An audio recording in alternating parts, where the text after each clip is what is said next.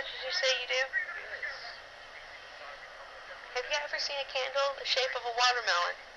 No, but I saw one the shape of a lemon. Or even though I can't ever be around her again, that I could hear her. Do you know anybody by the name of Jeff Efau? This is something that I listen to because it's like one of the only times that I can like hear her voice. I wish that I could even just like talk to her, like a phone call or something. I'm not sure what that cult is called. I guess it's the Hindus or something. They believe that if you fuck up too much, you come back as an insect or something. Don't fuck up too bad, and you won't come back as a fucking piece of shit. Which is what I've encountered a lot in my life. My name is Jason Brennan. I was born in Phoenix, Arizona, but I was raised in Hollywood, California. My mom raised me and my sister without my dad. My dad died when I was 15. It kind of fucked up all kinds of stuff, for me anyways. I was homeless from the early 90s until like the late 90s. I spent about 8 years on the streets, homeless and addicted to heroin most of the time. I have been a piece of shit in my life because I've been a strung out junkie who was willing to fuck over my grandmother, or I would fuck over anybody to get my bag. The first time I did heroin, I had decided that there was nothing else that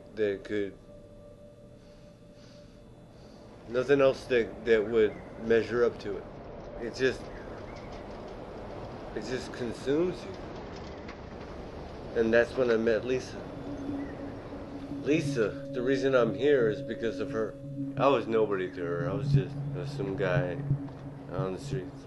I told her straight out, like, you don't want to fuck around. There's just all kinds of reasons not to fuck with somebody like me. The whole lifestyle, shooting dope, having to deal with dealers and drugs and cops and twisted, fucked up people. Every day is just funkiness. I knew she was a good person. I didn't want to subject her. She had this little car. She would come to hang out with me, She'd come from work every day. We just like listening to music over and over and over. I fell in love with her. Sorry about that. Come on in. This is my place. I admired her persistence. She didn't ever give up. At the time, there was nobody else that we wanted to be around. We just wanted to be with each other, and that was it. That's all we needed. Lisa taught me how to live like a real person. She loved life. I live out of habit and like fear of dying, and she loved being alive. We used to go to church, not to like hang out with people, but just to go and sit. You know what I mean? What did you used to think about when you used to go to the church with Lisa?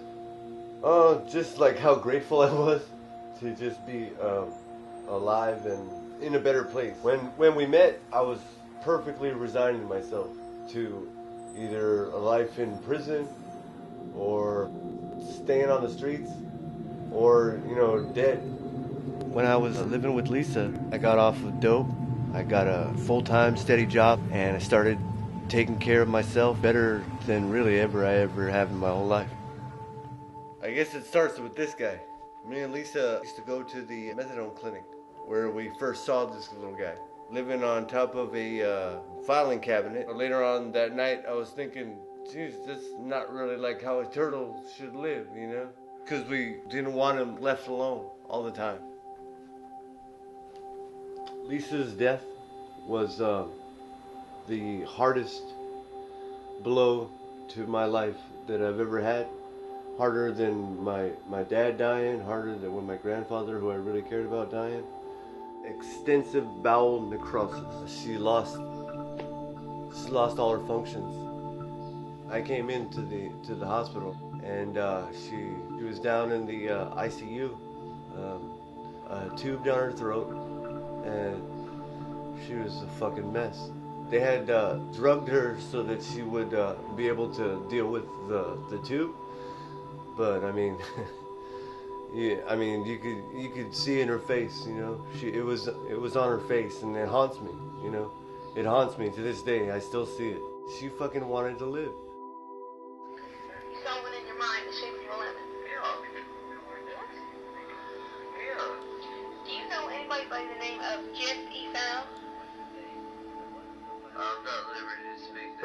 Do you know a deal by the name of Jeff Efau? What it says on his social security card is Artemis. I think the most important reason why I'm grateful for even just knowing her was because she taught me about being persistent, you know, and not giving up on somebody. The things that are coming up in my life, I know I can handle now because of how she helped me.